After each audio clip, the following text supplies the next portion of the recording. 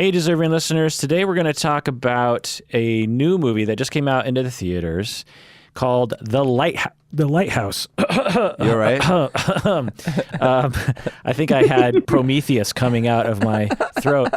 And this movie I thought I was going to see one thing, and then I saw another. It's a very interesting movie. There's a lot to talk about. I also want to talk about the writer's other movie a few years ago called The Witch, which we never got a chance to talk about, which I think are two groundbreaking movies from a director-writer who I'm guessing we're going to see a lot more from. This is the Psychology in Seattle podcast. I'm your host, Dr. Kirk Honda. I'm a therapist and a professor. My name is Humberto Castaneda, and I run a little shop where I rent out lighthouse keepers. Who are you, Colin? I'm a professional spiller in the bean counting department. So Lighthouse, Colin reached out to us and said, hey, there's two movies out right now that I feel like are good for psychology in Seattle. First, you have The Lighthouse. And what was the other movie, Colin? Parasite? I'm glad. I'm wishing we saw Parasite. I know. I was like, gosh, darn it.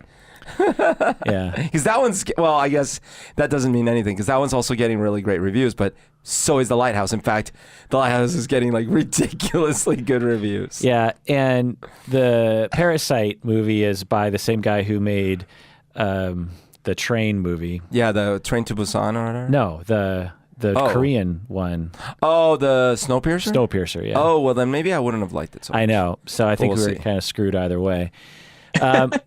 So I'll just say from the front, and let's all just kind of lay it out on the table here. The Witch by Robert Eggers, who later made The Lighthouse. I really loved The Witch. I thought it was a very unique movie. I was surprised by the content. I loved the sort of attempt at making it historically accurate with folk tales, and I don't like. Yeah, I'm surprised. I don't like horror movies. Right, I'm surprised you liked it. But The Witch doesn't feel like a horror movie to me. It feels like it's like in the direction of, say, Darren Aronofsky and these kinds of movies. I guess so. I mean, it's surprising to me because it's right along the lines of Hereditary for me, which No. both of which I love. No, Hereditary has. You say no, but it's the same kind of content. No, It even ends with the coven of witches dancing together. It's like Hereditary. naked chicks dancing. Hereditary literally has jump scares. Well- the Witch does not. Well, I mean, but that's a small difference. Like, It's a major difference. no. Horror movies But have jump scares. people are comparing Robert Eggers and Ari Aster for sure. Yeah, come on, get out of here. Would you say The Lighthouse is a horror movie? No, and people are saying that, and I don't understand it. So, I definitely don't think so. So I gave The Witch, I think, 7 out of 10. I gave The Lighthouse 2 out of 10. Oh, God. That's too low for me, but yeah. Berto, what'd you give The Lighthouse? Okay, for The Witch, since you mentioned The Witch, I give The Witch at probably an 8. I really love The Witch. Yeah. Lighthouse, I give it a 5. Okay. What about you, Colin? I'm the outlier. Well, I agreed with you about The Witch. I gave The Witch a 7. Oh, God. I gave The Lighthouse a 10. One for every tentacle of the Kraken, okay? You are on that side of the fence. Okay, I love it. I love it. Well, you're in the majority, Colin. Yeah, absolutely. You are the smart reviewer. Yeah. We are the dumbasses. You are the Texas correspondent of Psychology in Seattle. And Is that an insult? No. I love Texas. What are you talking about? Austin is a great place. Yes, Just joking. I love Austin. So the reviewers love this movie. On Rotten Tomatoes, I think it has something like 90% or something.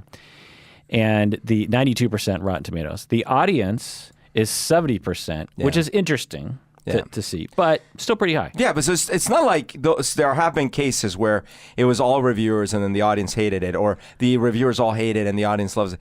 This one it's a puzzle to me. Every now and then, a movie comes out that I feel like my brain got switched while I was watching the movie and I didn't watch the right thing because everyone else, the way they're talking about it, I'm like, that's not the movie I saw. Right. So other movies like this, and we'll get into it because Colin will tell us Why it's a 10. why everyone else likes this.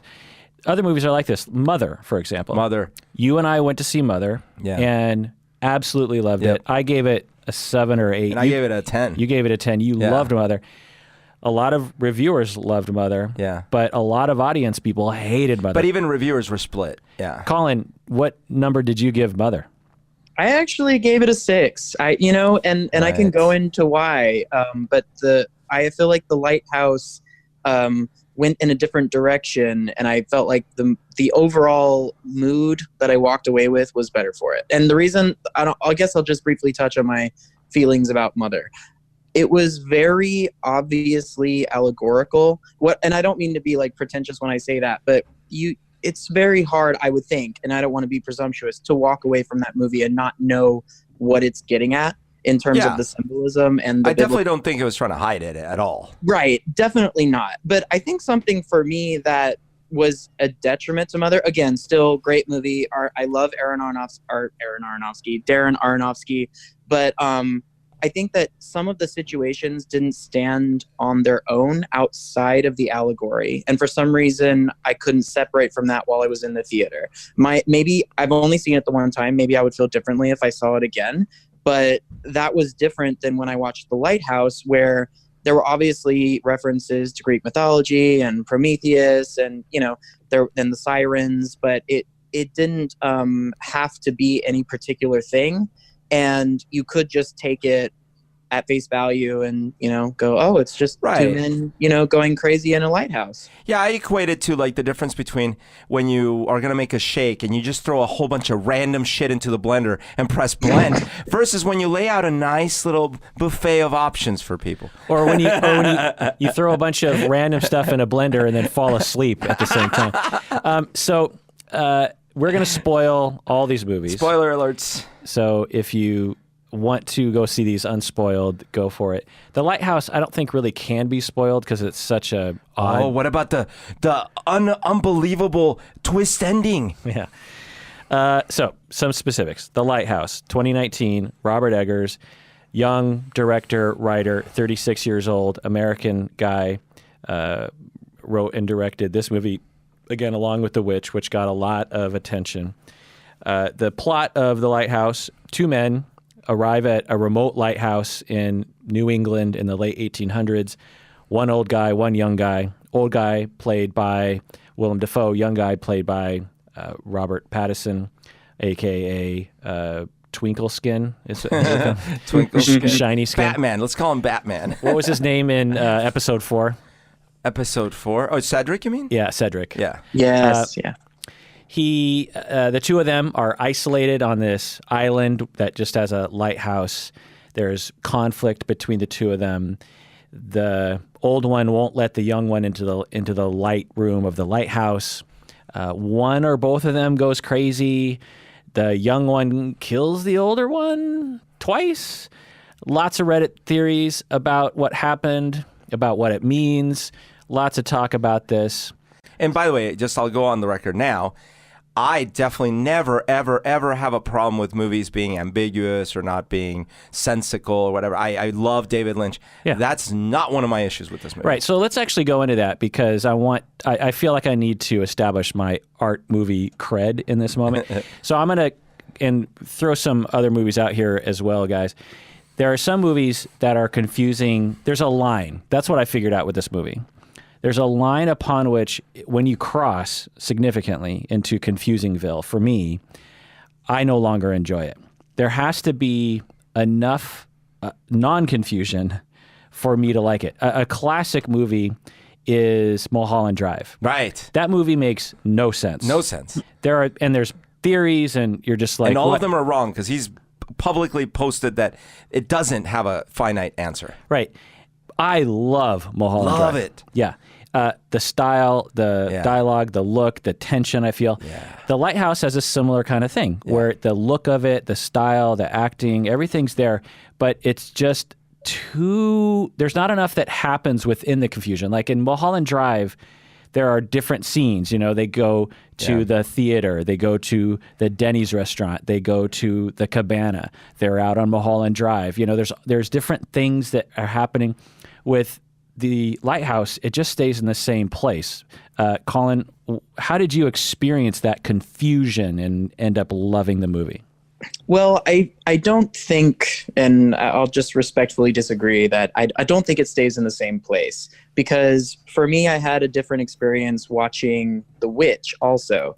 I feel like when you get to the third act of The Witch, it does reach this kind of same place, I guess you could say plateau, where the script itself seems to have run out of new things to throw at their characters. And it devolves into, the families all, it getting picked off one by either supernatural forces or the madness within the family. And at the end of the movie, she becomes a fully formed witch, and, she's going to enter her new life in witchdom.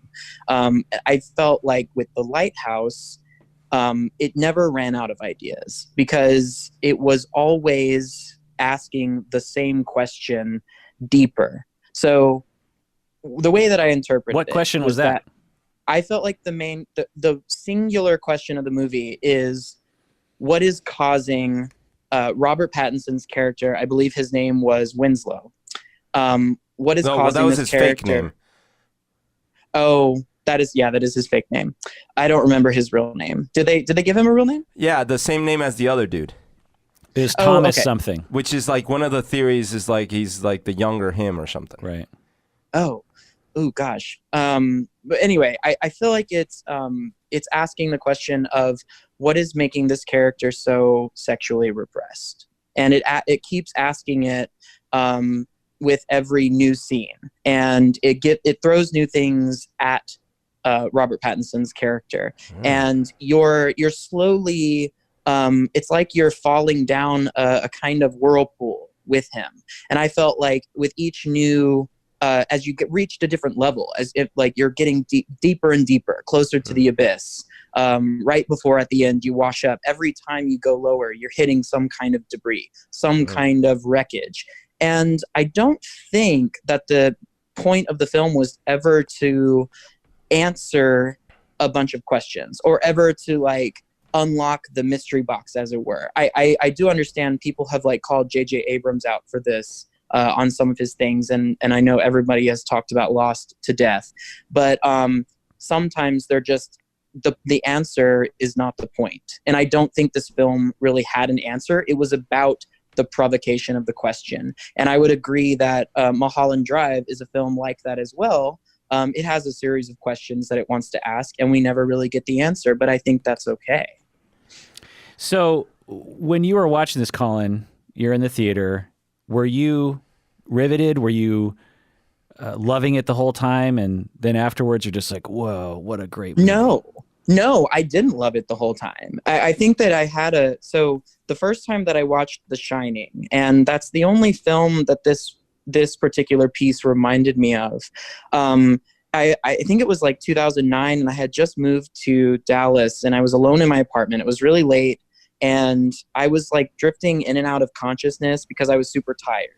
And I had this experience the next day where I was talking to my friend about how great I thought the movie was. And I wasn't sure what was something that I dreamt or something that happened in the film because of the amazing way that Kubrick, structured the editing in that piece. It just like latched on to my psyche. And that's how I felt when I watched this. I was in the theater and I was totally alone. I saw it at night after work. And regardless of like how logically good it was, I just left the theater feeling like I had been shell-shocked. And no, it's not. I talked to my sister the next day. It's not really an enjoyable movie. But I enjoyed the spiritual impact that it had and that it was able to transport me to this new place. And I definitely think that it's a great, it did what it wanted to do to 100%. Hopefully not every film will try to do this because I would go insane. Yeah. Well, I think you put it really well, Colin. If you're going to like a movie like this, I think that's what you would pull away from it. And I think you put it into, pretty interesting, compelling argument there. I just did not get that. I maybe got it from the first half an hour. I was probably in that zone that you were describing. And then pretty slowly but pretty significantly by the second half of the movie, I was desperately wanting it to be over. So, yeah, I when the movie started, I actually got really into it at first.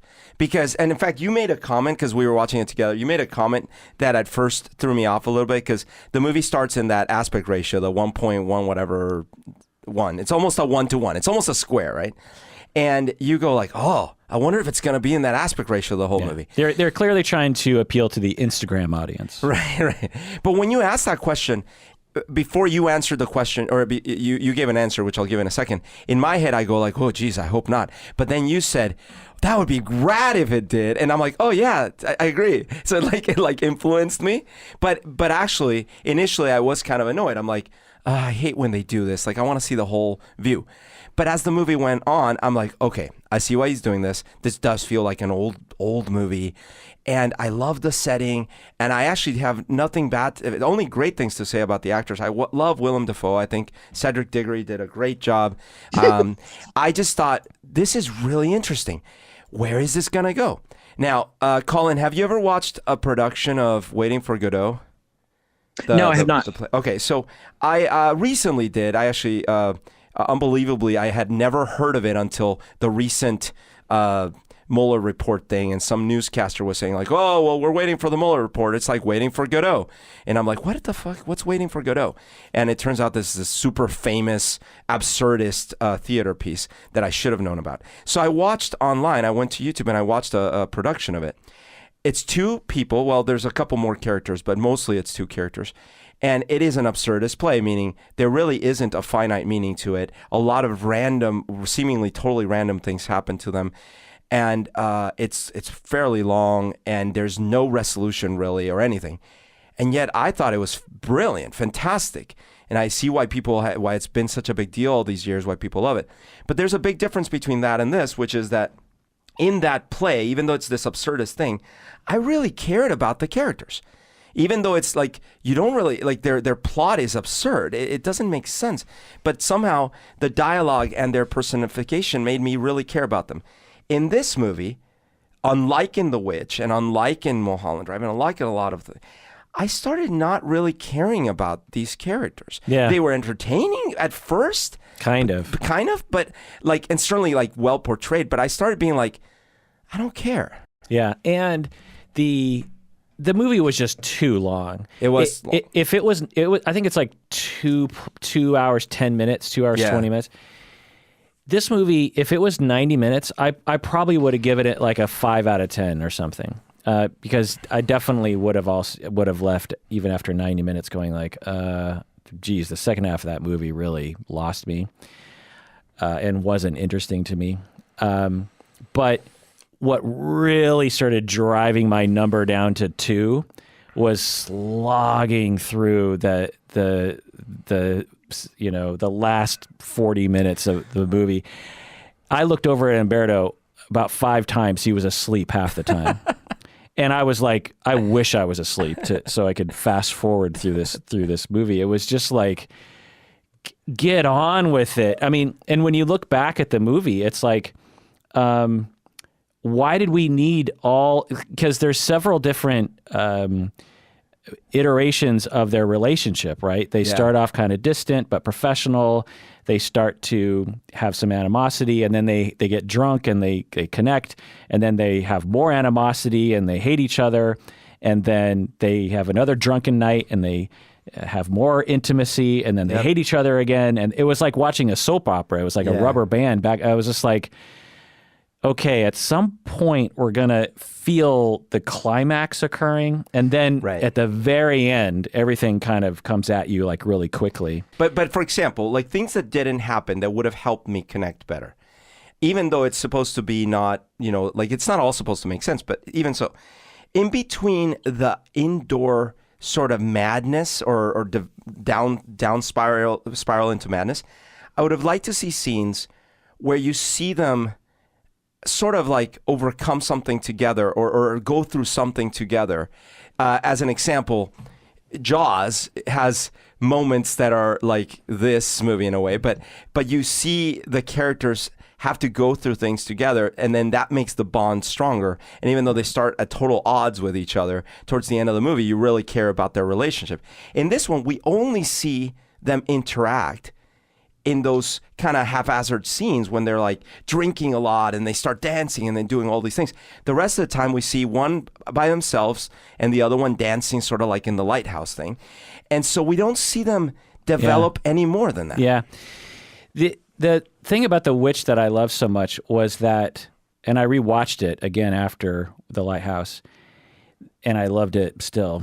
Well, again, 7 out of 10. I don't think it's I thought it was amazing. An amazing movie, but 7 out of 10. That's a pretty high rating. But then again, I love horror movies. You don't as much, right? So that's And the thing about The Witch is that the whole movie, until they start levitating at the end, you could argue could have actually happened that a kid could come down with some fever and say a lot of weird things, that a baby could be taken by a wolf. Yeah. Maybe the older sister was a little bit more distracted than what she remembered being, or could literally be crazy in some way. Right, could be could have some mild whatever. The younger kids could be obstinate, and there were mass delusions back then where young people and women in particular would acquire certain cultural markers of being witches and being possessed by demons. These are all things that could happen. Now, when they start levitating, obviously, then we're like, oh, we're in a supernatural space. But you could say, well, they feel like they're levitating. She goes into the woods and she's finally free. Yeah. She takes off her clothes and she joins a bunch of women who have also been rejected by a rigid, sexist society that doesn't value women. Right. And she's free and she's dancing around the fire and she can do whatever she wants. And she feels like she's lifting up. In the Lighthouse, these are just straight up hallucinations. There's no possible way there's an actual mermaid. Or there could be. Or the random dude that shows up who is presumably the real Winslow that died, or the guy with the lighter hair. That's maybe the lumber guy, right? Right. And there's so many things that are happening that I'm just like, well, obviously that's not really happening. Whereas in The Witch, I was like, this is just a shade away from reality, and a lot of The Witch could have actually happened. Do you agree with that, Colin?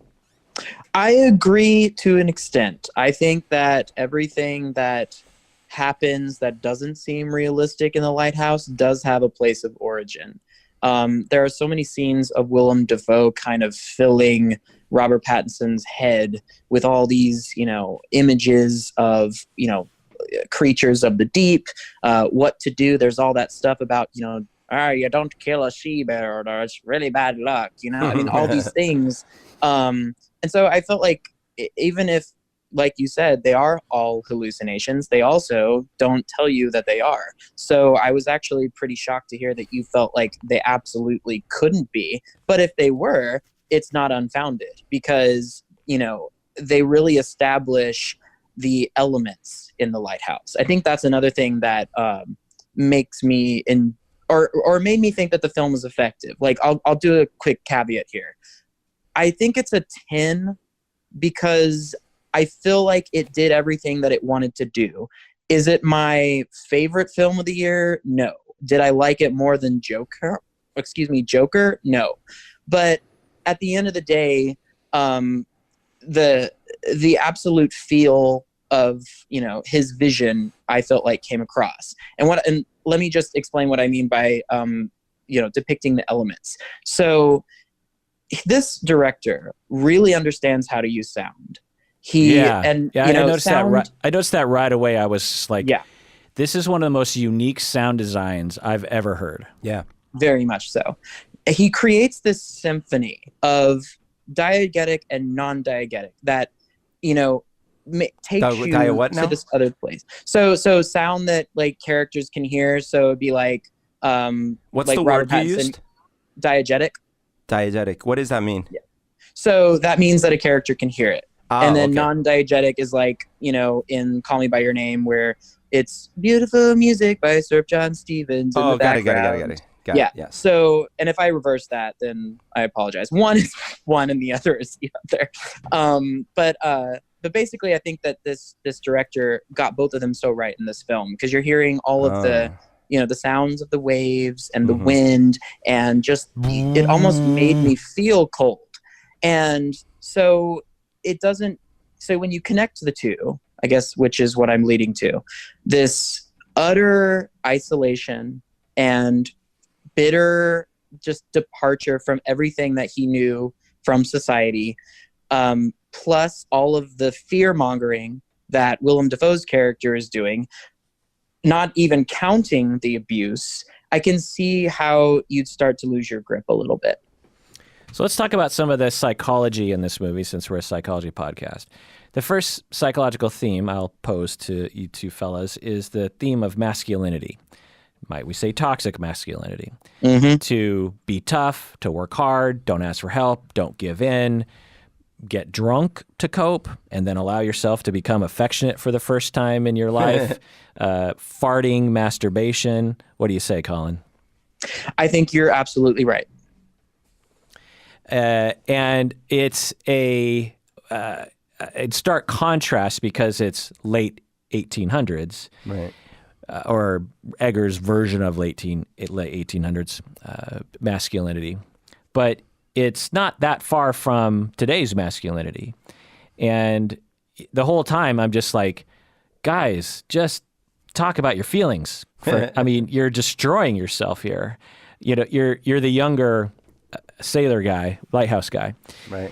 Just say, dude, like, I want to work hard. And he kind of does this a little bit. But of course, it would be a very bad movie if he had a healthy way of communicating his emotions. But that is a theme of that I'm guessing that Eggers wanted to put our face in, which is masculinity doesn't always do good things for our mental health. Well, and I think that in this movie and also in The Witch, he did a great job setting it where he did. He uses time periods so well, as opposed to just having it be set dressing so we can see the way fashion looked or the way that people drove around. It's literally a depiction of, like you said, like where our consciousness was and what would somebody feel like they could do, could say, could protect themselves from. And I think that was a part of the tension that I felt. I don't know if it's specifically because I'm a gay man, but I felt like, oh God, like these people are so disassociated from, what they want to do to connect. And whether or not that's like specifically because of homosexuality, I think that it's more generally that Robert Pattinson's character, and then also, of course, Willem Dafoe's character to a different degree, is like very sexually repressed in general. And they see things, they feel things that they want to explore, but there are boundaries. You can do a movie like that now, for sure. There are certainly like lots of cultures of repressed people, and like you've talked about it on the podcast, and things not even related to movies. We have a long way to go, but it's like that ever-present danger, and I felt like that was just a part of not only The Witch but The Lighthouse as well. Do you think that either character was gay or bisexual? I think that Robert Pattinson's character was quite possibly pansexual. Okay. I felt like there was. Well, I guess including mermaids in there, then you got Pan in there. Yeah. Right. Yeah. I felt like there was just a need for him to break from convention, and I don't know if that's why there were so many clues that hinted at the fetishistic aspects of things that he might be interested in. For example, like when he puts Willem Dafoe's character on the ground like a dog and like carries him around. There's like I think there's some wet fetish as well, where he likes, where water is on clothes. That's a big thing for certain people. And then of course, I don't know what kind of philia it would be called, or even we don't even have to label it that, but I mean, fucking mermaids for sure. So yeah, I think that he just, and then if you think about where he comes from, New England at that time, no one would listen to him. And if he mentioned any of those things, then people would say, you're a crazy person, and get back to work. Yeah, as with The Witch, Robert Eggers, as you say, doesn't just have the time period as set dressing. The Witch and The Lighthouse both incorporate folk tales that people actually propagated and believed were true. During the witch times in the 1600s and early colonies, English colonies, United States, there were beliefs that there were witches and that the woods had spirits and that women in the woods had special powers and they could cast spells, and that a black goat could, channel the devil. And you were in this constant battle between demons and angels. And they portrayed that, it's hard to know if it's accurate, but it certainly is trying to be more accurate than, say, a movie with Mel Gibson from the 1600s, And with The Lighthouse, the same thing. There's a long tradition that I think we forget about, really, of people that work on boats and near the ocean that involved a lot of mythology, mermaids, other kinds of things, and that it wasn't just a slight belief system. Like, it was a strong understanding of how the world operated and could absolutely alter your perception of reality. Yep. You didn't, just kind of see something that looked like a mermaid. You had sex with a mermaid. You didn't kind of feel like a soul was inside of a seagull. That seagull is trying to get you because of something you did earlier. Right. When you look into the light at the lighthouse, it's not just a trippy experience. You're seeing some Greek god in there. There's something's happening with that. And it was a very real experience. And so Robert Eggers does this really great job of transporting us into that world in a way that we can feel it and not just watch it from the outside. Like, he really kind of puts us into that. And I think that's a brilliant thing that he does in both movies, really, is just making these, Aronofsky does this as well, making these mythologies updated, but also probably echoing the past. Yeah. On the sexuality part of me didn't read too much into it, whether it was intended or not, because, these guys literally they weren't repressed because, like, society didn't want them to have, like, they literally had no women around. And, sailors, this was a notorious problem for them, right? Like, they would go to sea and months on end not have a woman. And so, like, Robert Pattinson's porn stash was that little figurine, and it looked like a woman. And honestly, like, I've been full of hormones. I know that anything that looks shapely like that can be a trigger for some level of human. And so for him it is. And I don't know that means too much more than just, man, that's a guy who hasn't probably seen an actual woman, let alone been with one, for a while. And he's very horny, clearly. And he doesn't really have any way to express it, talk to anyone about it, deal with it in any sort of way. And he's stuck with another dude. And sure, there is that sort of awkwardness of, like, is he masturbating? What the hell? I'm masturbating. Like, all that kind of stuff. But I don't know that I read too much into beyond that. Like, oh, maybe he's pansexual, or maybe he's this, that. It just felt very normal to me, that part. Well, I think that there, not just in his experience that we see, as he plays out his scenes in character, but also certain figures that form around him and also in The Witch. There's that scene in The Witch where the witch appears to the little boy as this beautiful woman, and then she kisses him, and then for the rest of the movie he's fucked up until he dies. And then in The Lighthouse, Robert Pattinson sees a very beautiful mermaid. He, walks into the water up to his eyeballs. And, from then on, he's more and more fucked up. So there is this idea of like either like the succubus, or even if it's not directly a succubus, but like the carnivorous woman as representative of sexual desire. And I think we also see that in the fear that the dad in The Witch feels about his daughter, and also the jealousy in the mom. It's like these, as she's developing and becoming less childlike, more womanly, she becomes more of a threat.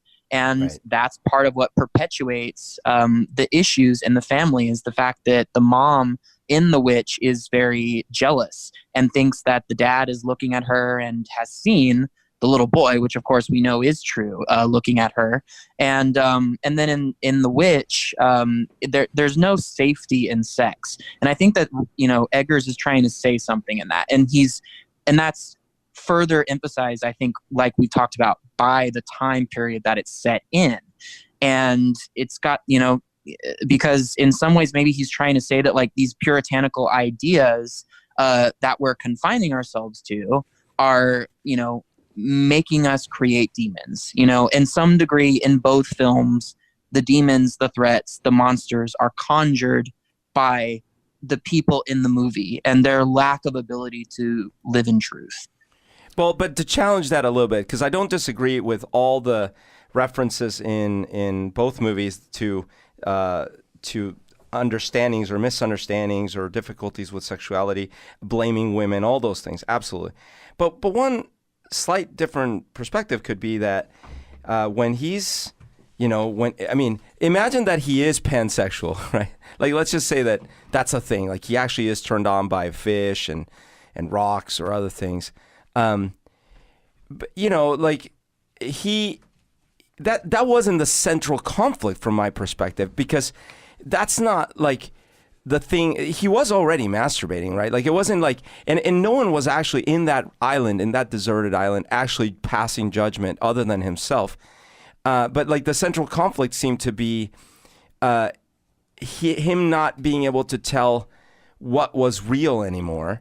And then what took over were some sort of primal instincts. And the primal instincts, and maybe this is to your point, seem to be a lot more about control and power, not necessarily like sex, but then again, you could be right, because the end scene seems very, one could argue sexual in nature, although it could just be a religious experience, So I don't know. I guess I see your points in some ways. Control is sexual, though. I think that that's like not for everybody, but like, in certain communities, like in the BDSM community, for sure, like control and the amount of control that you either feel or relinquish is a part of your, what you get out of the experience. And I don't know. I'm not just, disputing what you just said. I think that that's maybe again, like you said, because this film is so open-ended, like I'm probably making a choice. Like I think that with the script that isn't so focused on a structured narrative, because I don't think it has a very well structured narrative.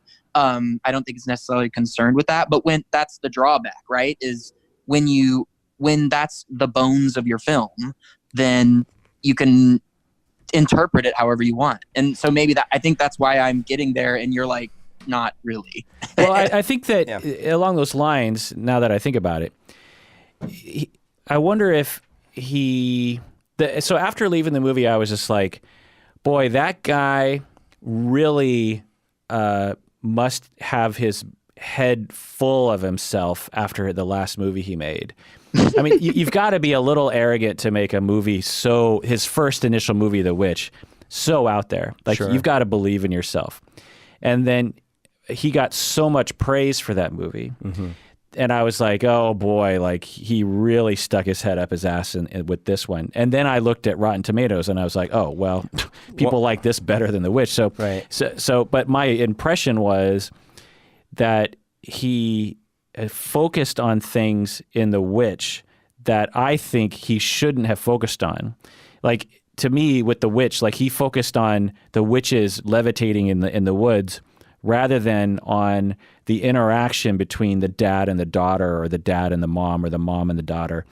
And I wish there was more of that. Now, obviously, I'm in the minority because everyone loves this movie, but a way that The Lighthouse could have been great for me, and Colin, tell me if this would have made the movie worse for you, is get rid of get rid of the mermaid, get rid of the hallucination of the other guy, make it 90 minutes, get rid of Willem Dafoe with his tentacles, but keep a lot of the other elements. Like he kills the seagull. There is the conflict about trying to get up to the lighthouse.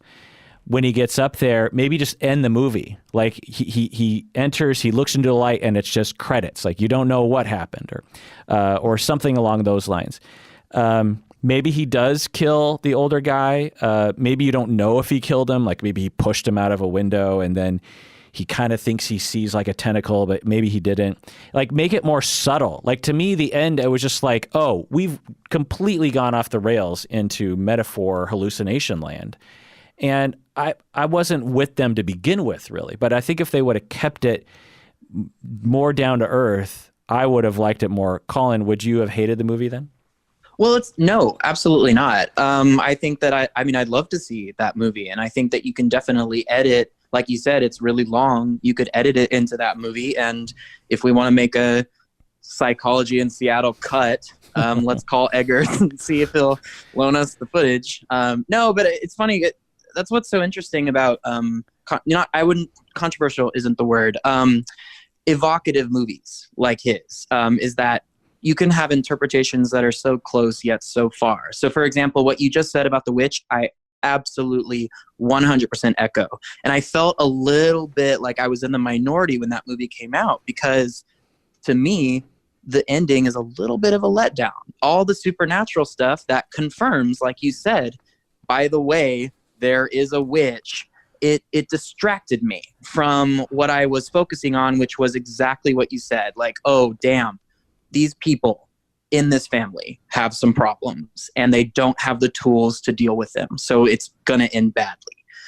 With The Lighthouse, to me, it was just such a different mood. It's hard to put a finger on anything in this film. So sometimes when I have talked to my friends about it, I feel like I'm rambling and not really landing anywhere, not on like solid ground, which no pun intended.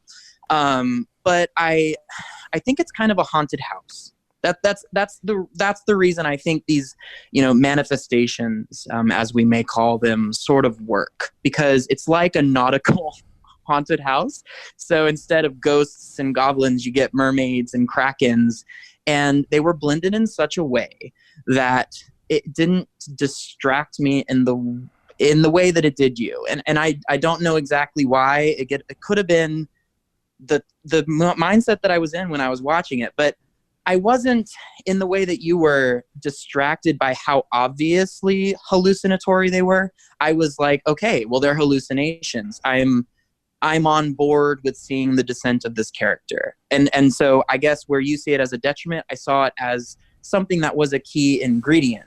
Now I'll compare it to The Shining real quick, in that The Shining has both. It's a better film because it has these very bizarre images, like when the guy in the furry suit is going down on the businessman. It has these things that seem to come from nowhere. And I'm rereading the book. There's less of it in the book, but it also has a very well-structured narrative and a very clear arc for Jack and Danny and Wendy. I don't know that there are clear arcs for Robert Pattinson or Willem Dafoe in this movie. They do, like you said, go off the rails. But instead of putting that as like a detriment, I keep using that word, I sort of felt like that was the point. So in some ways, like when Humberto, you brought up earlier Jaws, there are things that seem to be key to make a movie work, like in Jaws, where you have the scenes of them connecting, in addition to the scenes where they're getting drunk and eventually fighting on the boat. Well, Jaws is like, there's a trajectory there. Like there's a very clear plot to Jaws, and nothing is left up to the interpretation. And it's like a perfectly oiled machine. And I think that he never wanted it to be perfectly oiled. Eggers for The Lighthouse. I have no doubt that he was trying to avoid any trappings of the Jaws completely. So just getting to some other psychological themes. Another one is isolation, like for prisoners who are in the hole, They're isolated from other human beings. They can't interact with other people. These two, for a majority of the time while they're working, they sleep at different schedules, right? They don't see each other very much. It's not good for the mind, and it's not something that we even recognize today. You can research shows that in situations like this, you could become depressed in very real ways. You can have emotional difficulties. There's memory problems, like remembering dates, like for the younger. How many weeks have we been here? Right. Decision-making problems, limbic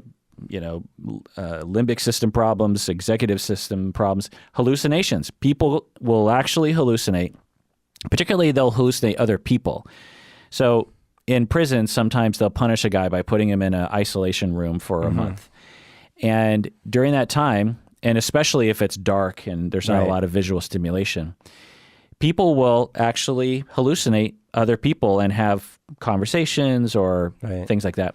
And it's not just like daydreaming. It's actually seeing, because we are social creatures. We need to interact. Castaway, Tom Hanks with Wilson.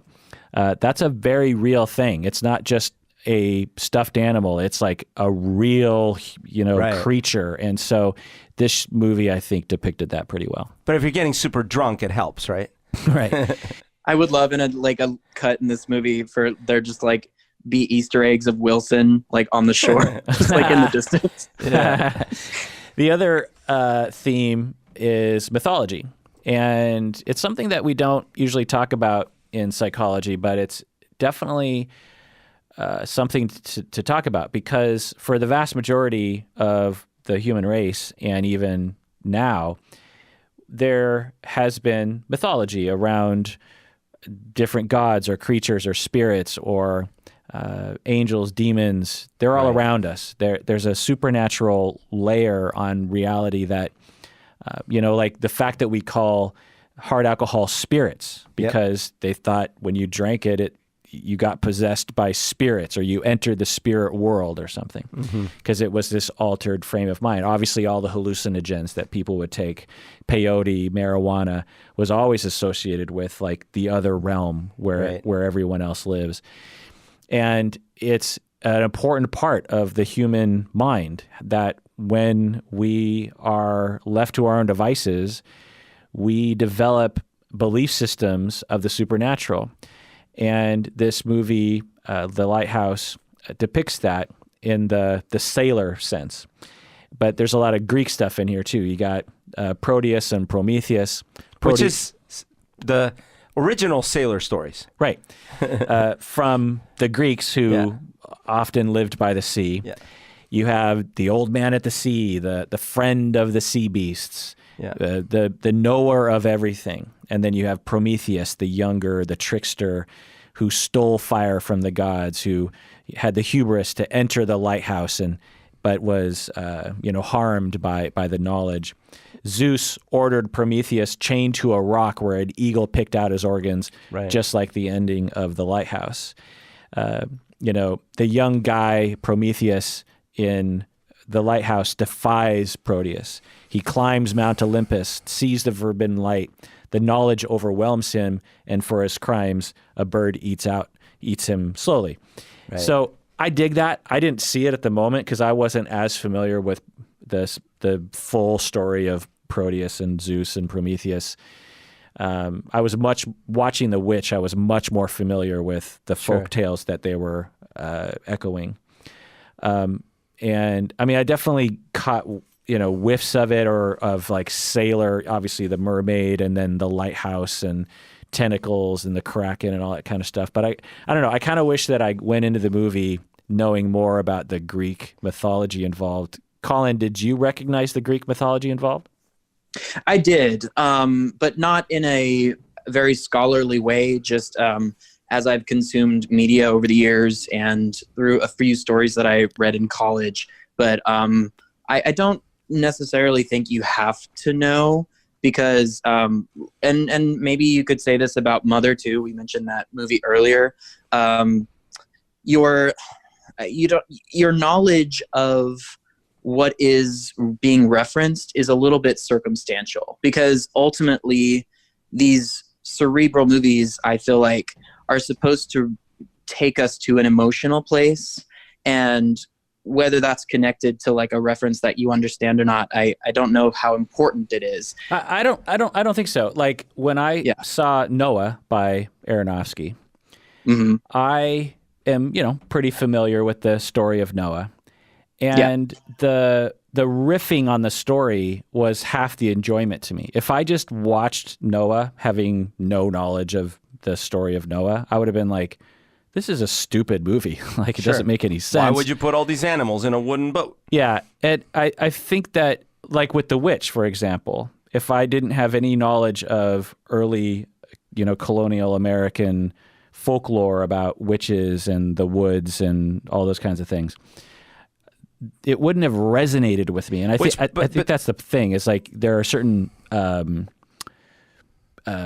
archetypes that we have but are superimposed on mythology and folktale, that when we see them in art, it touches us in a deeper way. Yeah, I'd say that in the case of The Witch, and I think you're not disagreeing with this, you don't have to read anything from that period to have that cultural awareness, because it's so kind of pervasive in our Western culture. We've all read about the Salem witch trials when we were in high school. And we've been seeing things about witches all our lives, in cartoony ways and serious ways, all these things.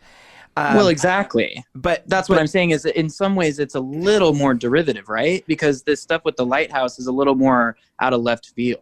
Right. Or do you not agree? No, I don't disagree with... I guess what I'm trying to say is, to me, the big difference between something like Mother and something like Lighthouse is, in this regard, is... and then this is maybe where I disagree with a lot of people that saw it. Mother, for me, was... You better know what the heck we're talking about, because it's like this sort of... It's a metaphor about that same exact story, and it's like... Imagine, because we don't know what reality is, but if you were to take that version of reality seriously, and you imagined that in some cosmic metaphoric sense, there is this house and there is this woman, which is not a human for real, but it's some sort, like if you took all that, what an interesting exploration. But this... And to interject, you have to be aware of the Bible and Jesus and this origin story of Genesis. And I guess in against it, one could argue that, I suppose if you weren't aware with all that and you watch Mother, you would legitimately be like, what? Right. Like nothing would make sense. Right? This one, I think, is the worst of both worlds, and this is where you're not going to like it. Oh, okay. Because, number one, if you watch it without any of the knowledge of mythology, you go, what? Except, apparently, critics don't, and that's fine.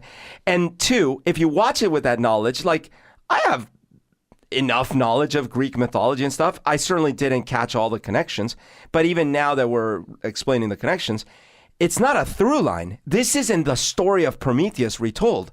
This is this is why I was using the shake analogy.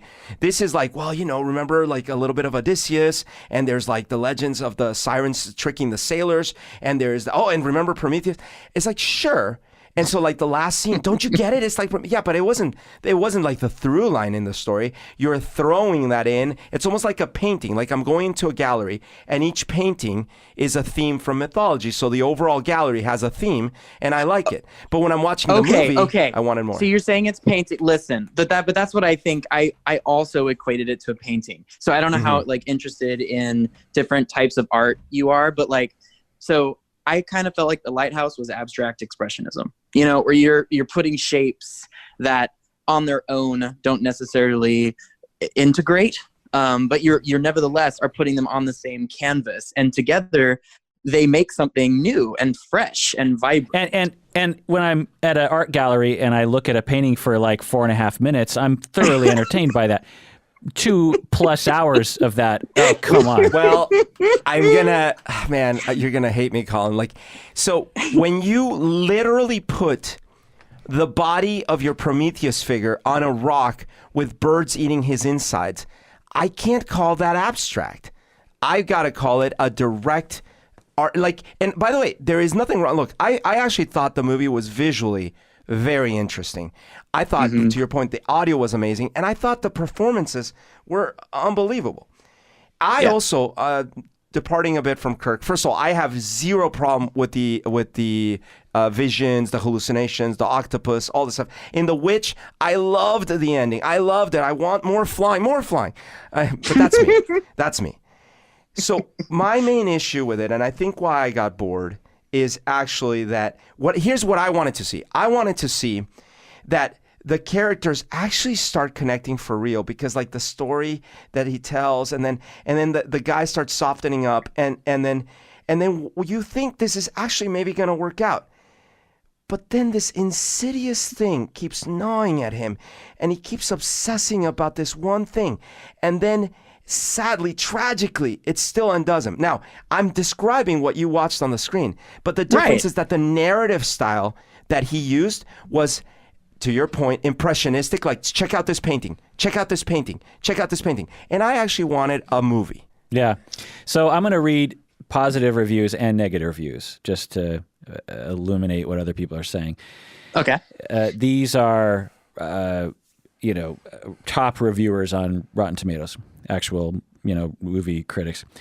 The visceral, disgusting, and irrefutably maddening theatrics of The Lighthouse are entrancing enough to have viewers happily giving themselves over to a beckoning siren by the film's end. So this is the other thing that drives me mad. I've heard this because I watched a ton of YouTube reviews after this, after we watched it.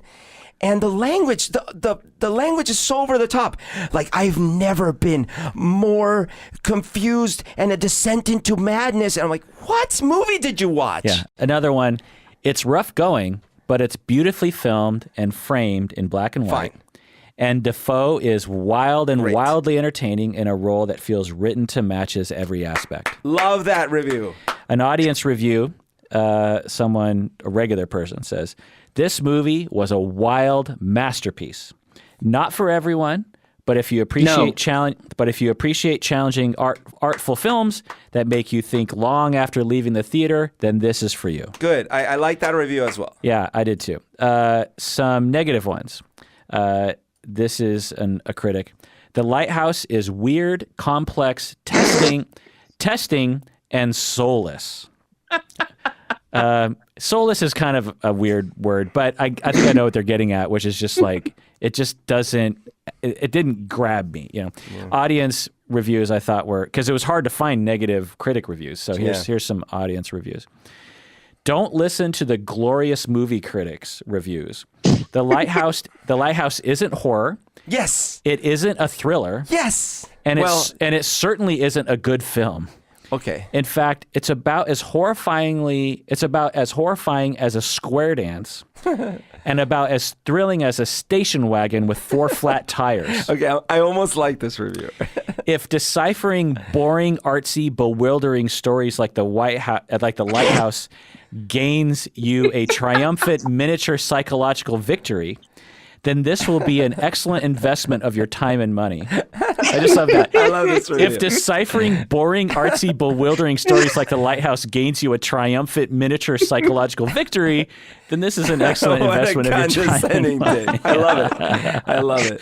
It's about as horrifying as a square dance and about as thrilling as a station wagon with 4 flat tires. Okay. But I don't think it was okay. Like, it's not trying to be horrifying or thrilling. I know.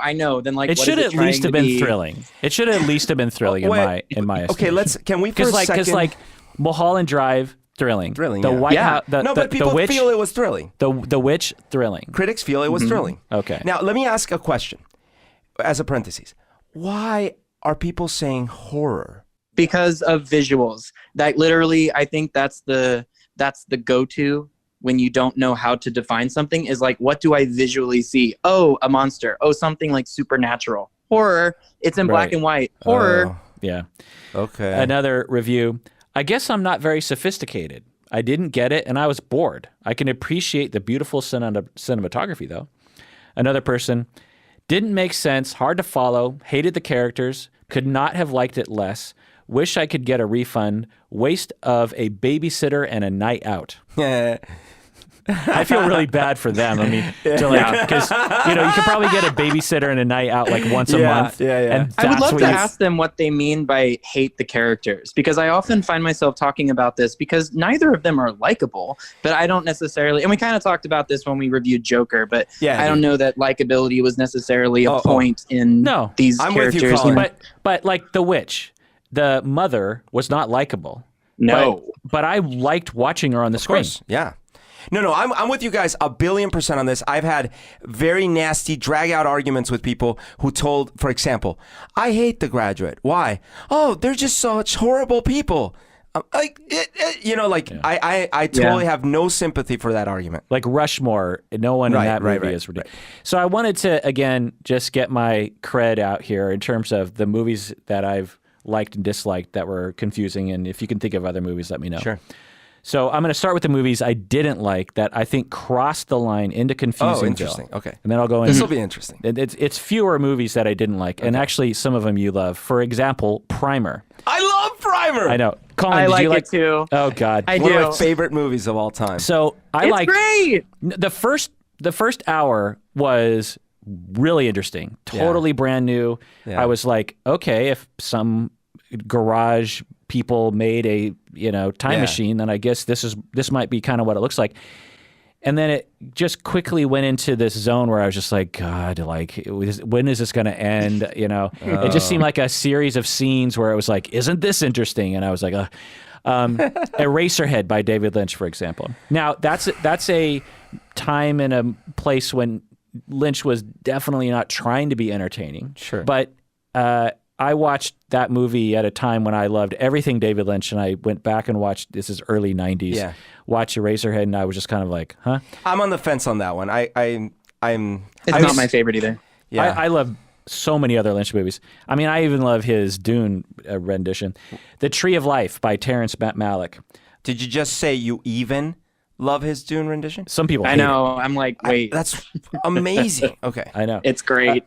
The Tree of Life, Terrence Malick. I hated that movie. Have you seen it, I Berto? also think did. so. Did you like it, Colin? No. Yeah. I don't think it's very. I don't think that film. It wasn't trying to have a clear plot, but it didn't have a clear vision. That was what muddled it for me.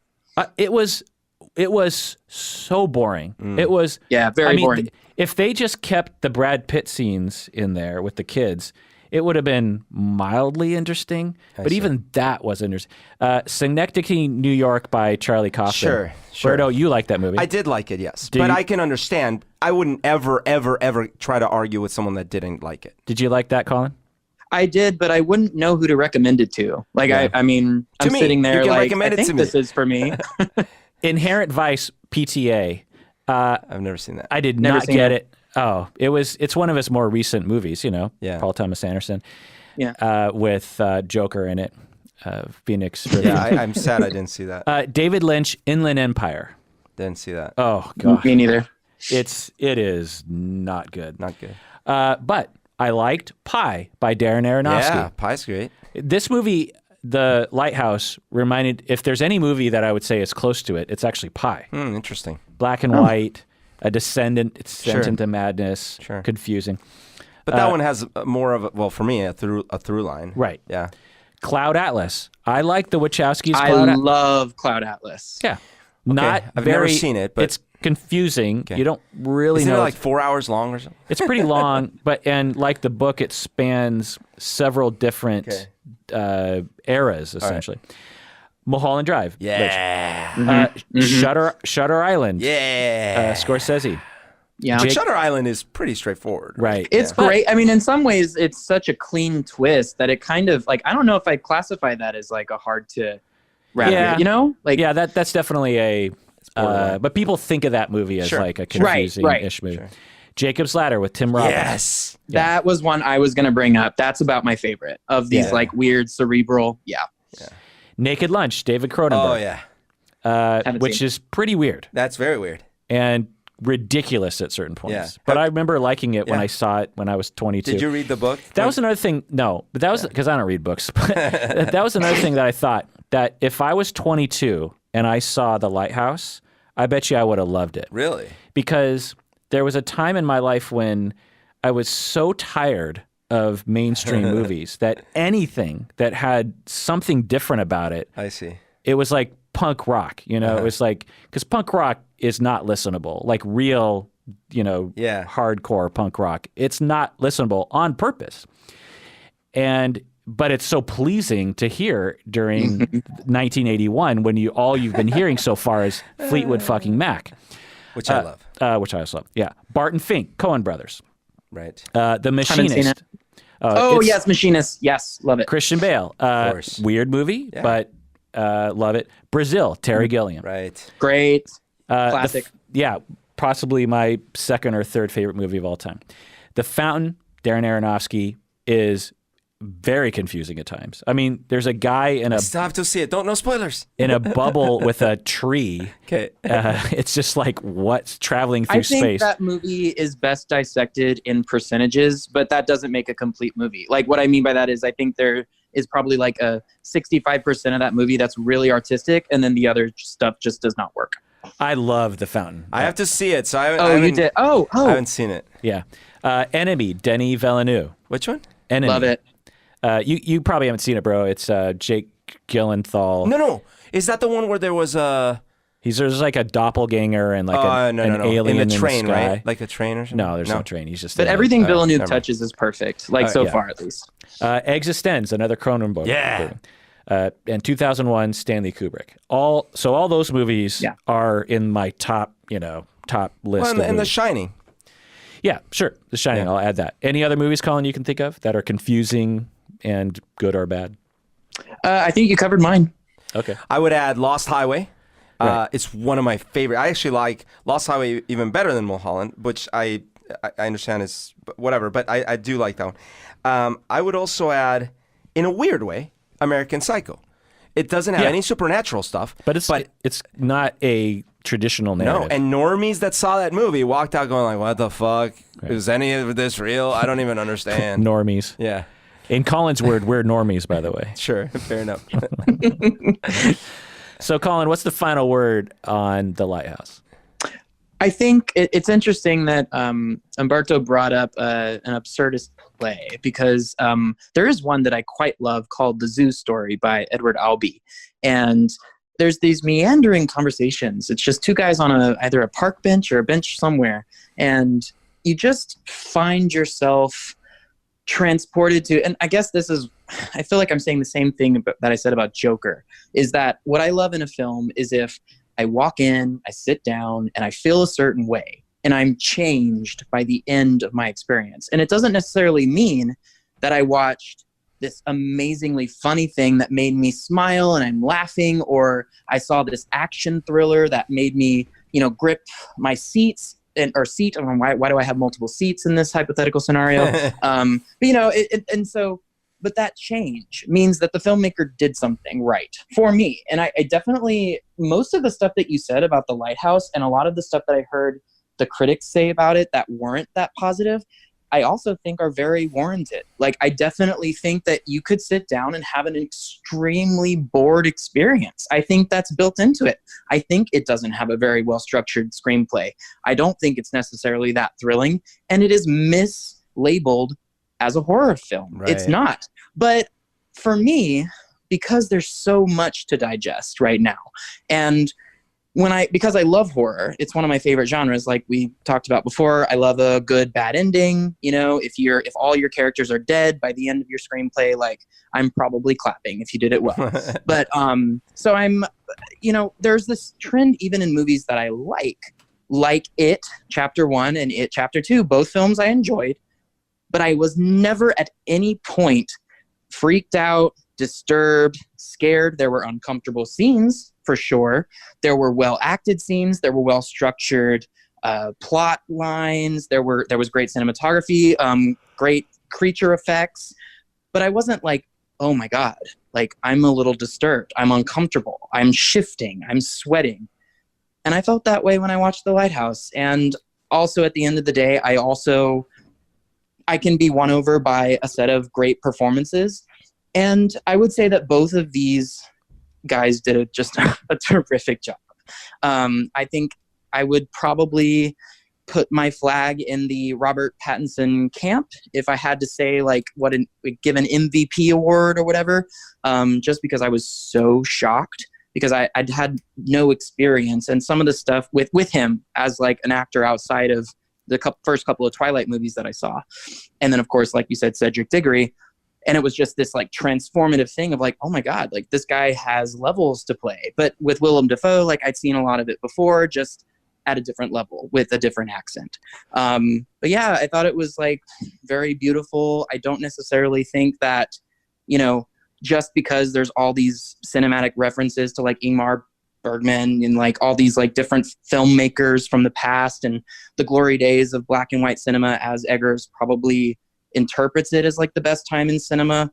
I don't necessarily think all those homages make the film good. But I do think that he achieved what he wanted to achieve. Yeah, well said. I just got to sneak in this last dig. You mentioned the accents. The accents were very distracting to me. One, they were hard to understand at times, especially Willem Dafoe. Like, I wanted a transcript of when he was being buried. Like, I didn't understand a single thing he was saying. Yeah. The other thing was their accents were inconsistent, particularly Cedric Diggory's. He started off... Wasn't that character, though? Because he was he had taken an identity, right? If that was on purpose, then I guess. But the initial accent sounded British to me. And then it went into this very cartoonish New England accent. Like, he sounded like he was doing a comedic impression of JFK, But park the car. But I do wonder. So it could have been the fact that he was trying to impersonate, but I doubt it because like why would the guy know his accent? But is it maybe like they consulted with people? Of what it would sound like at the time? And I think the reality was that it's hard to produce an accent, right? And he's a Brit, so he's it's just hard. And Willem Dafoe is trying to do like a Scottish immigrant or an Irish immigrant, or a child of parents who were from Ireland or something. And what I wish they would have done is just keep the same goddamn accents. Like, it wouldn't have ruined the movie for me. Like I don't like it when they put an extra layer of difficulty to the acting and an extra layer of distraction to me, when you could have just rewritten the story to include their accents. Okay, final word, Berto. Yeah. Look, the reason I gave it a 5 is because visually, I did find it very well done. I love the audio. And I wasn't distracted by the accents. I thought the acting was superb, really superb. I just actually, being someone that loves absurd and loves weird and loves stuff, I wanted more connection with the characters, and I wanted a through line. I didn't get it. I'll certainly try to rewatch it at some point, maybe earlier in the day.